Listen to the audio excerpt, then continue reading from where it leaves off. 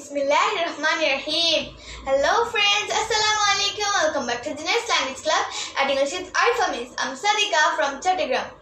So friends, instead of using these basic words, we can use these advanced English phrases.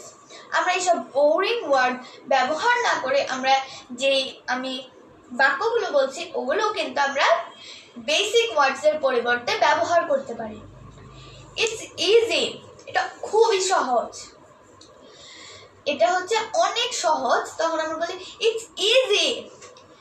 এবং এটাকে অ্যাডভান্সে আমরা বলতে পারি it's a walk in the park, it's a walk in the park.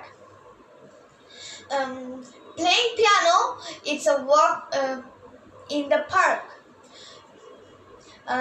মানে একটা মেয়ে খুব ভালো পিয়ানো পারে, তখন মনে কেউ তাকে চ্যালেঞ্জ দিচ্ছে, তখন আমি বললাম playing piano it's a walk in the park for her.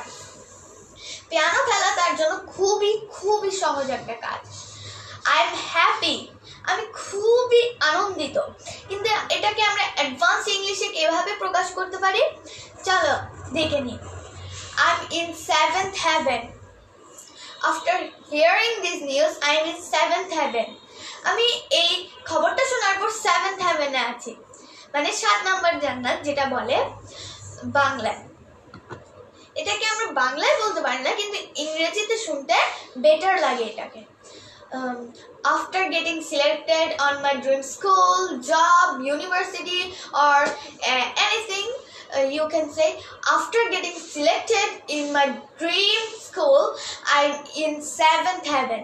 আমি আমার ড্রিম যে স্কুল বা কলেজ যেটা ছিল আমি ওখানে সিলেক্ট হয়ে 7 নম্বর জান্নাতে আছি, যেটা আমরা ইংলিশে বলি 7th heaven.